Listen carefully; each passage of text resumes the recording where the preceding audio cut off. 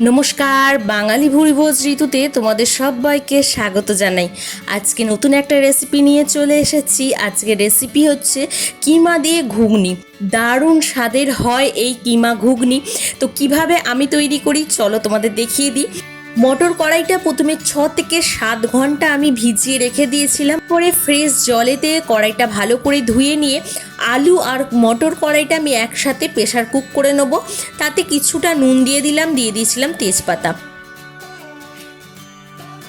এবারে একটা কড়াই নিয়ে নিয়েছি, কড়াইয়ের মধ্যে বেশ খানিকটা সর্ষের তেল আমি এখানে দিয়ে দিলাম। আমার ভালো গরম হয়ে গেছে। এবার একটা ফোড়ন দেবো। ফোড়নের জন্য এখানে নিয়ে নিয়েছি গোটা জিরে, দারুচিনি, এলাচ, লবঙ্গ, গোলমরিচ আর নিয়েছি 2টো শুকনো লঙ্কা। ফোড়নটা দিয়ে দিলাম। ফোড়নটা দিয়ে একটু নাড়াচাড়া করে নেবো। ফোড়নটা ভালো করে হতে দেবো। ফোড়নটা ভালো করে হয়ে গেলে কুচিয়ে রাখা পেঁয়াজটা আমি এখানে অ্যাড করে দিলাম। পেঁয়াজটা একটু আমি বড় বড় করে কুচিয়ে নিয়েছি। এবার দেখো সমস্ত পেঁয়াজটা দিয়ে বেশ খানিকক্ষণ ধরে আমি নাড়াচাড়া করে নেব। পেঁয়াজটা ততক্ষণ ভাজা হতে থাক, তোমাদের দেখিয়ে দিই আমি একটা পেস্ট তৈরি করব। তার জন্য কি নিয়েছি বেশ খানিকটা রসুন, আদা, চাল মগজ আর কাঁচা লঙ্কা। এই কটা জিনিসকে আমি একসাথে পেস্ট করে নেবো।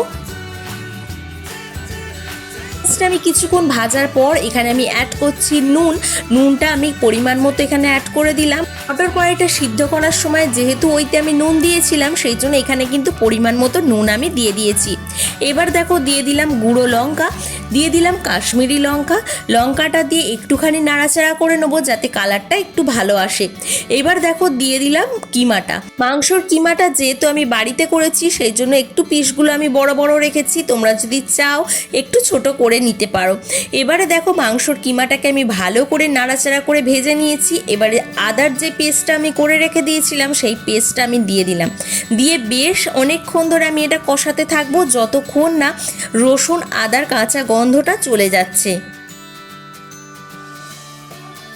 আমার বেশ অনেকক্ষণ ধরে কষানো হয়ে গেছে। এবার দেখো একটা বড় সাইজের টমেটো আমি কেটে রেখে দিয়েছিলাম, সেটাকে আমি অ্যাড করে দিলাম। টমেটোটা দেবার পর বেশ খানিকক্ষণ নাড়াচাড়া করে দেখো এবারে দিয়ে দিচ্ছি গুঁড়ো হলুদ, গুঁড়ো লঙ্কা, জিরে গুঁড়ো, ধনে গুঁড়ো আর এখানে আমি দিয়ে দেবো গরম মশলা। পরিমাণ মতো সমস্ত কিছু আমি এখানে দিয়ে দিয়েছি। আমি ভালো করে মশলাটা কষিয়ে নেবো যতক্ষণ না তেলটা ছেড়ে যাচ্ছে। বেশ অনেকক্ষণ ধরে এটা কষাতে হবে। দেখো কষানো আমার মোটামুটি কমপ্লিট হয়ে গেছে। এবার আমি অ্যাড করে দিচ্ছি গরম জল দেবার পর দেখতেই পাচ্ছ তেলটা পুরো ওপরে ভেসে উঠেছে। এবার দেখো কড়াইটা সিদ্ধ করা আছে, কড়াইটা এবার আমি এতে দিয়ে দেবো। সিদ্ধ করে রাখা আলু আর কড়াইটা দেবার পর দেখো আমি বেশ খানিকক্ষণ ধরে নাড়াচাড়া করে নিচ্ছি মশলাটার সাথে, যাতে পুরো মশলাটা কড়াইটার সাথে আর আলুটার সাথে ভালোভাবে মিশে যায়। 8 থেকে 9 মিনিট ফোটানোর পর কিন্তু কিমা ঘুগনি একদম রেডি হয়ে গেছে। দেখতেই পাচ্ছ সার্ভ করে দিয়েছি।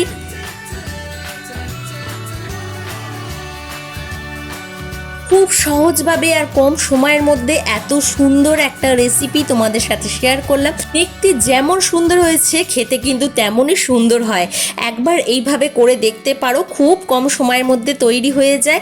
আজকের রেসিপিটা যদি ভালো লেগে থাকে তাহলে একটা লাইক করে দিও, কমেন্টস করতে ভুলো না। আর হ্যাঁ, নতুন নতুন রান্না দেখার জন্য আমার চ্যানেলটার পাশে থেকে যেও।